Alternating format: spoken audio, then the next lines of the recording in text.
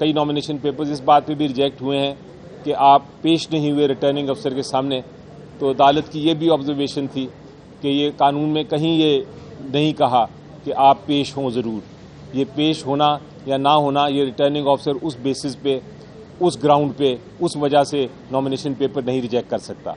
تو اس ججمنٹ کے بعد انشاءاللہ بہت سارے نامینیشن پیپرز جو ریجیکٹ ہوئے تھے وہ اب بحال ہو جائیں گے۔ آج ایک بہت اہم فیصلہ کیا ہے سپریم کورٹ آف پاکستان نے آج صبح ہی۔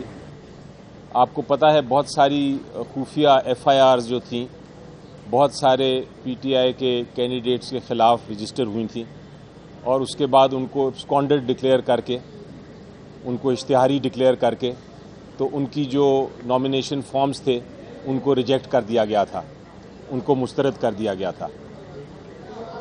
اور یہ جو مختلف اپیلیں فائل ہوئی تھیں اس میں بھی ان کے نامینیشن پیپرز کو مسترد کیا گیا تھا۔ آج سپریم کورٹ آف پاکستان نے فیصلہ کیا ہے کہ صرف اشتہاری ہونے سے، صرف آپ کو ابسکانڈڈ ڈکلیئر کرنے سے آپ کے نامینیشن پیپر نہیں ریجیکٹ ہو سکتے۔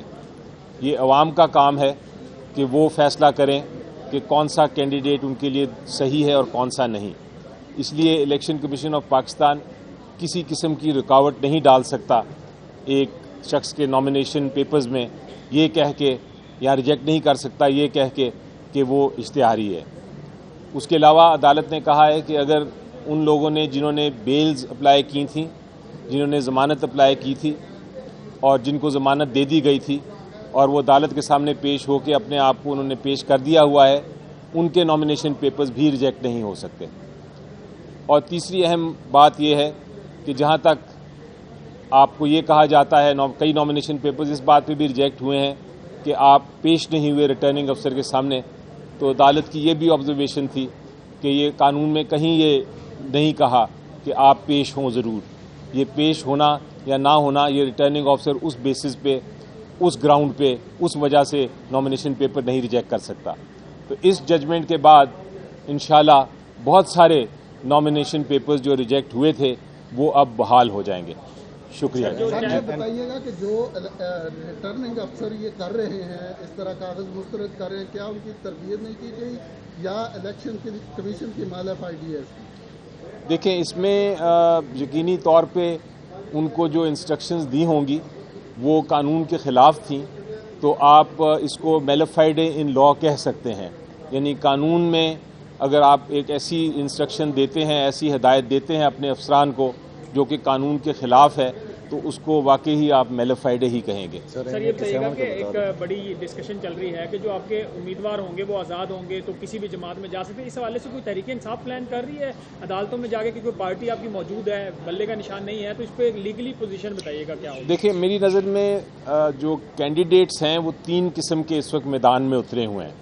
یہ جو الیکشن ہو رہا ہے اس میں 3 قسم کے کینڈیڈیٹس ہیں۔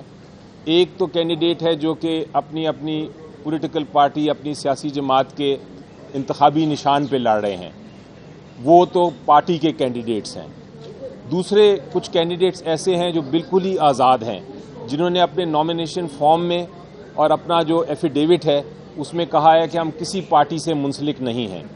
وہ بالکل آزاد ہیں، وہ جب الیکشن کے بعد کسی بھی پولیٹیکل پارٹی کو جوائن کر سکتے ہیں، اس میں شامل ہو سکتے ہیں۔ تیسرا کینڈیڈیٹ وہ ہے جو کہ جس نے اپنی نامینیشن پیپر میں لکھا ہے کہ میں اس پارٹی کا، ایک خاص پارٹی مثلا پی ٹی آئی کا میں کینڈیڈیٹ ہوں، اور پی ٹی آئی نے اس کو ایکسیپٹ کیا ہے، لیکن وہ سمبل چونکہ پی ٹی آئی کو نہیں ملا، وہ اپنے ہی سمبل پہ لڑ رہا ہے الیکشن، لیکن اس نے ایفیڈیوٹ میں بھی اور نامینیشن پیپرز میں بھی یہ ظاہر کر دیا ہے کہ میں پارٹی کا نامنی ہوں۔ یہ جو نامنی کینڈیڈیٹ ہے اس کو بھی پارٹی کا کینڈیڈیٹ سمجھا جائے گا، بے شک وہ پارٹی کے سمبل کے بغیر لڑ رہا ہے۔ اس لیے کل کو جب الیکشن ہوگا تو وہ پارٹی کا ہی کینڈیڈیٹ سمجھا جائے گا اور پارٹی کا ہی ممبر سمجھا جائے گا پارلیمنٹ میں۔ سر کل لاہور ہائی کورٹ نے سلمان اکرم راجہ صاحب کو الیکشن کمیشن سے رجوع کرنے کی ہدایت کی ہے، تو کیا تمام کینڈیڈیٹس الیکشن کمیشن سے رجوع کریں گے یا صرف سلمان اکرم راجہ؟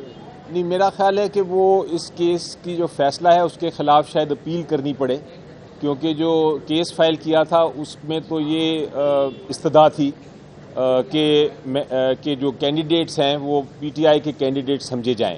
تو عدالت نے اگر اس پہ فیصلہ نہیں کیا، میرا خیال ہے عدالت کو ہی فیصلہ کرنا پڑے گا الٹیمیٹلی. تو مجھے یقین ہے کہ بہت جلد اس فیصلے کے خلاف بھی اپیل فائل کی جائے گی.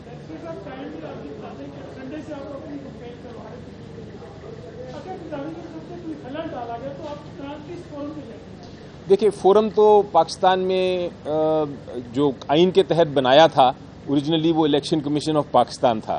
اگر اس قسم کی کوئی الیکشن کی کیمپین میں مداخلت ہوتی ہے کسی بھی طرف سے، تو یہ الیکشن کمیشن آف پاکستان کی ذمہ داری ہے کہ وہ اس کا سلوشن ڈھونڈے اور اس کا حل ڈھونڈے. لیکن چونکہ الیکشن کمیشن آف پاکستان ناکام ہے اس معاملے میں، وہ کوئی اقدامات نہیں کر رہا، تو اگر ایسا ہوا تو پھر عدالت کے ہی ہمیں رجوع کرنا پڑے گا، کیونکہ آخری ریزورٹ، آخری حل عدالت کے پاس ہی ہے. حالانکہ یہ سیاسی معاملے ہوتے ہیں، لیکن الٹیمیٹلی یہ عدالت کے پاس ہی آ کے ہمیں ریلیف اگر ملنا ہے تو عدالت سے ہی مل سکے گا.